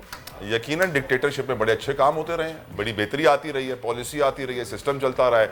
पर जब ये सियासी हुक्मरान आते हैं, डेमोक्रेसी आती है, डेमोक्रेटिक जमहूरी निज़ाम, अवाम के नुमाइंदे, तो फिर होती है दबा के चोरी, दबा के करप्शन, दे मार 4.5। हाँ, और अभी इस मामले में सितारों के हवाल क्या कहते हैं हम जानते हैं। अजीम जाफरी वेरी फेमस एस्ट्रोलॉजिस्ट हमारे साथ आज मौजूद हैं। बोल प्रेडिक्शन की जाने बढ़ते हैं और जानते हैं कि सियासी सितारे क्या कह रहे हैं, इस वक्त क्या चल रहा है। तो अजीम जाफरी साहब, अस्सलाम वालेकुम एंड वेलकम टू दुनिया बोल है। जी वालेकुम सलाम, थैंक यू। आप कैसे हैं? सब दोनों खैरियत से हैं? अल्हम्दुलिल्लाह। जाफरी साहब, आप कैसे हैं? क्या हाल हैं आपके? की दुआएं, आप सुनाएं, सब खैरियत? अल्हम्दुलिल्लाह। अजीम साहब, ये बताइएगा कि जिस तरह की अभी हम बात कर रहे हैं कि हमारा डेमोक्रेटिक मुल्क है, तो ये आपको डेमोक्रेसी चलती हुई नजर आ रही है आगे, या हमारे मुल्क में भी हम कहें कि जी खत्म हो जानी चाहिए डेमोक्रेसी, क्योंकि डेमोक्रेसी के नाम पे तो हमारे मुल्क को जाया और तबाह किया जा रहा है। सितारे क्या बता रहे हैं आपके? ये जैसे चल रहा है ना, ये इसी तरह ही चलता रहेगा। ये आज आप बात लिख लें मेरी। 75 साल से हम ऐसे ही चल रहे हैं, आगे भी हम ऐसे चलते रहेंगे। साल से 71 साल जैसे चल रहा है ना, ये इसी तरह चलता रहेगा इंशाल्लाह। तो बेहतरी नहीं आएगी। आपने इंशाल्लाह कह दिया, इसका मतलब बेहतरी नहीं आएगी। इंशाल्लाह क्यों कहा? बेहतरी आती है, मगर उसको जब देखते हैं ना कि कुछ ज्यादा बेहतरी आ रही है तो वहीं रोक दिया जाता है, वापस खींचो। चले, अच्छा अजीम जाफरी साहब, ये बताइए कि अभी काफ़ी ज़्यादा सुनबुन है और काफ़ी सुनने में आ रहा है कि सूरज ग्रहण से काफ़ी ज़्यादा असरात मरतब होंगे सितारों पे। हुकूमत के लिए एक बहुत बड़ा चैलेंज सामने आएगा। ज़ोडिएक साइंस के लिए भी काफ़ी जो है कुछ सितारे ऐसे हैं जो उनके ऊपर बहुत बुरा असर भी डाल सकते हैं। तो सूरज ग्रहण के बारे में बताएं कि हमारे मुल्क की मईशत पे, हुकूमत पे ये क्या असर डालेगा? मेरे हिसाब से थोड़ी सी अनसर्टेनिटी लेकर आएगा। अचानक देखिए, आपको ऐसा लगेगा फिर दोबारा महंगाई वापस मुड़ रही है। आपको ऐसा लगेगा अभी तो पेट्रोल की प्राइसेस कम हुई थी, फिर बढ़ाने के चक्करों में आ रहे हैं। इस तरह का होगा। तो यानी कि अभी तो जी बोलिए। जी, नंबर 1। नंबर 2, कुछ ऐसा लगेगा जैसे कि आपको एक वो नहीं होता कि मतलब एक जनरल बात कर रहा हूँ, अंदरूनी घबराहट सी, बेचैनी सी भी रहेगी तबीयत में। और मैं हमेशा कहता हूँ कि इन दिनों में, जैसे अभी ये खास तौर से स्पेशली 16 अक्टूबर टिल 16 नवंबर हार्ट का बहुत केयर करना है। प्रेगनेंसी खवातीन को अगर हुई हुई है, प्रेगनेंसी हुई है, जो प्रेग्नेंट है खवातीन वो, और जो हार्ट के इश्यूज जिनके साथ खुदा ना करे अगर कोई फेस कर रहे हैं, तो उनको मैं कहूँगा ये महीना बहुत केयरफुल रहें। अगर जो बल्कि अपना ऑपरेट कराने जा रहे हैं तो अगर थोड़ा सा एक्सटेंड कर लें तो वो भी अच्छा है। अच्छा, हार्ट का अगर ऑपरेशन या बाईपास वगैरह करवाने जा रहे हैं तो मैं आपको ये भी टिप दे दूं कि हार्ट का इशू क्रिएट कहाँ से होता है। अगर आपके घर में ईस्ट के कॉर्नर पे, जैसे north east west south 4 directions होते हैं, तो अगर आपका क्लटर है, कोई शू रैक है, कोई डंप किया हुआ स्टोर आ गया, वॉशरूम आ गया, उधर टॉयलेट आ गया, तो समझ लें उस घर में एक किसी को जरूर हार्ट अटैक का इशू आता है, हार्ट का इशू आता है। अच्छा, ये वास्तु के हिसाब से आप बता रहे हैं हमें। मेरी अब ये पता है वर्दा, ये कोशिश है कि अब हम ना टॉपिक्स पे डिस्कस करें। ये बहुत हो गया, ये हफ्ता कैसा गुजरेगा। सही सही सही, ठीक है ना, जैसे उधर ही जाते हैं। अब उस पे आ रहा हूँ कि यार आप इससे निकलो। सही, ये बाबों के कि आप पे बंदिश हो गई, आप पे जादू हो गया, इनसे निकल तरफ आओ कि भाई ईस्ट किस चीज को रिप्रेजेंट कर रहा है, ईस्ट पे क्या होता है, ईस्ट पे क्या महबूब आपके कदमों में, जुनैद बंगाली, इनसे बाहर निकले। वो तो कदमों, महबूब तो कदमों में नहीं होता, वो खुद कदमों में चले जाते हैं बंगाली के। ये आप मिसाल के तौर पे आप शोबिज़ से रिलेटेड हैं, मीडिया से हैं, ठीक है ना, तो अगर आप ईस्ट को अच्छा रखेंगे, ठीक है ना, उधर मतलब आपने प्लांट्स लगा दिए, उधर साफ सुथरा कर दिया, छोटा सा वाटर फाउंटेन लगा दिया कुछ इस तरह का, ठीक है, परिंदों के लिए बर्ड्स रख दिया, अगर लॉन पे आ रहा है तो आप देखिएगा आपको अपने करियर में कितनी बूस्ट मिलेगा आपको। अच्छा, मीडिया पर्सनालिटीज के लिए बता रहे हैं तलहा, आप ये देख लें। तलहा जाफरी साहब, कारमा में यकीन रखते हैं आप? डू यू बिलीव इन कारमा? कर्मा पे बिल्कुल जी, बिल्कुल 100%, इसमें तो कोई दो राय नहीं है। तो फिर क्या वजह है कि हमारे मुल्क में लोग अच्छे काम कम करते हैं, जबकि कारमा में यकीन तो होता है? इस कारमा को किस तरह हम फैलाएं, क्योंकि यकीनन ये पहले बताएं उसी लोगों को कारमा होता क्या है, काफी सारे लोग नहीं समझ रहे होंगे। जाफरी साहब, जो है आपने जो किया है गुड डीड्स, उसका रिजल्ट है ना, जो बोगे सो काटोगे,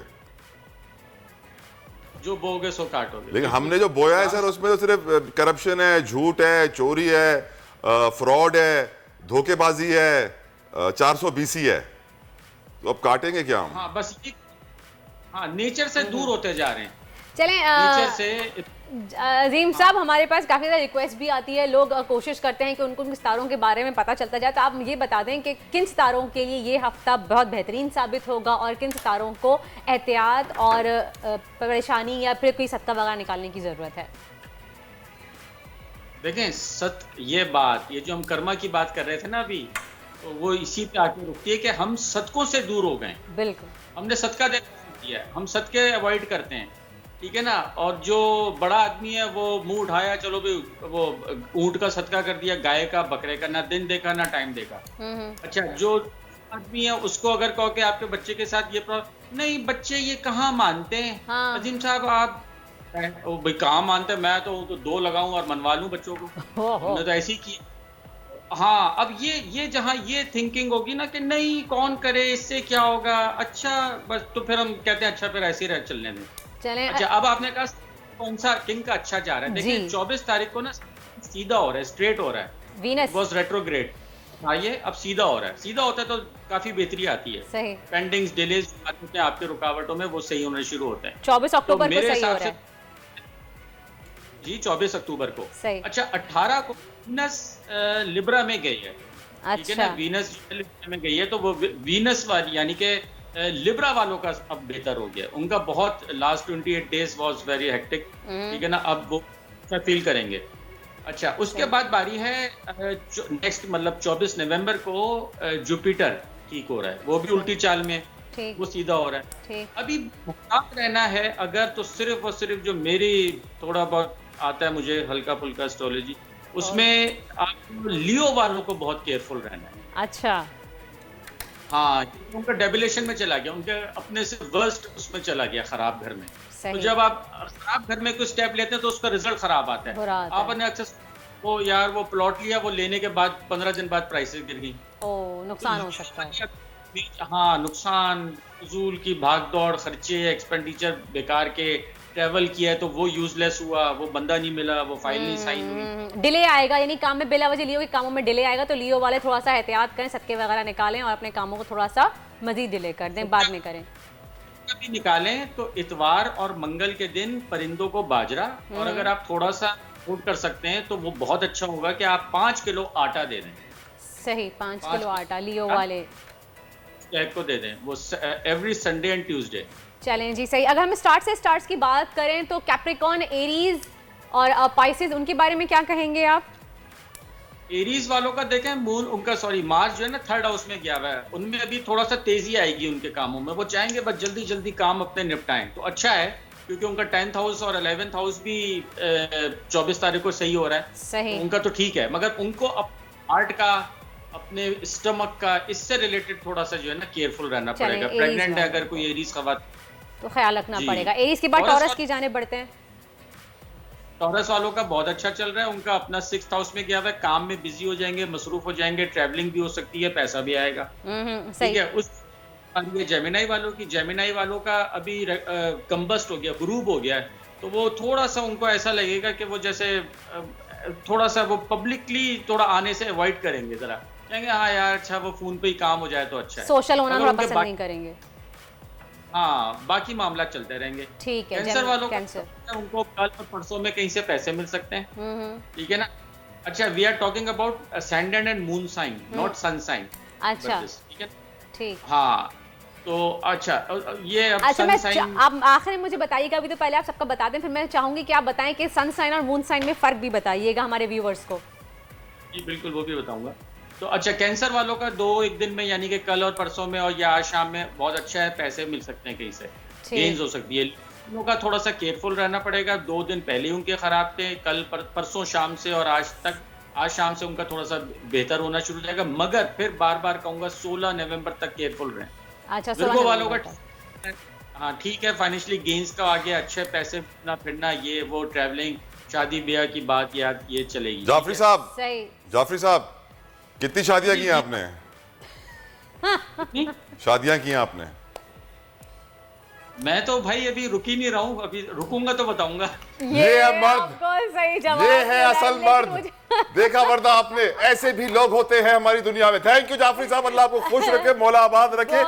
चल रहे हैं वर्दा के साथ कि जब भी मैं बात करता हूँ कि मर्द 4 शादियां कर सकते हैं तो वर्दा को आग लग जाती है। इसलिए मेहमानों से जब मैं बोर हो जाता हूँ तो ये सवाल पूछता हूँ कि उन्होंने कितनी शादियां की हैं, और आज जाफरी साहब ने बता दिया है कि मैं तो रुक ही नहीं रहा हूँ। उनकी एक ही शादी है, उन्होंने आपको खाली सही जवाब दिया कि उनको पता था कि आप क्या पूछना चाह रहे हैं और क्या सुनना चाह रहे हैं। नहीं, मैंने जो सुना है वो सही सुना है, और आपने भी जो सुना है वो सही सुना है, वो रुक नहीं रहे। दोबारा से लेंगे हम उनको, फिर बात करेंगे। खैर, आगे बढ़ते हैं और इस वक्त हुआ है स्टोरी टाइम।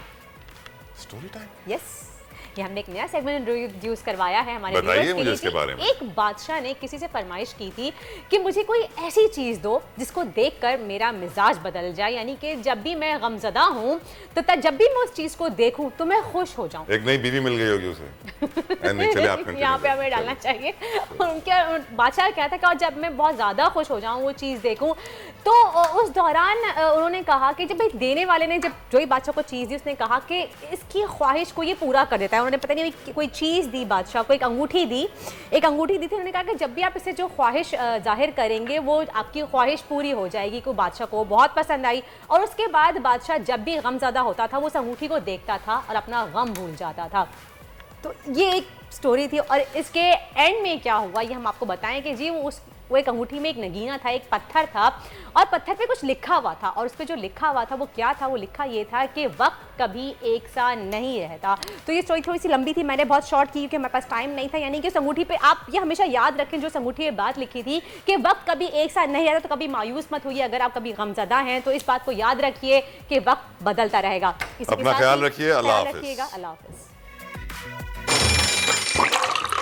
आजकल जिंदगी ही सुबह आउट ऑफ कंट्रोल है, दुनिया बोल है, मेरी दुनिया बोल है। सबसे बड़ी कवरेज, सबसे बड़े पैनलिस्ट, हमने तो बड़ी PMLN के वार सहे, वो भी बिला वजह। सबसे ज्यादा रिपोर्टर्स। इलेक्शन कमीशन की जानिब से कोई इंतजाम इतने अच्छे तरीके से नहीं किए गए।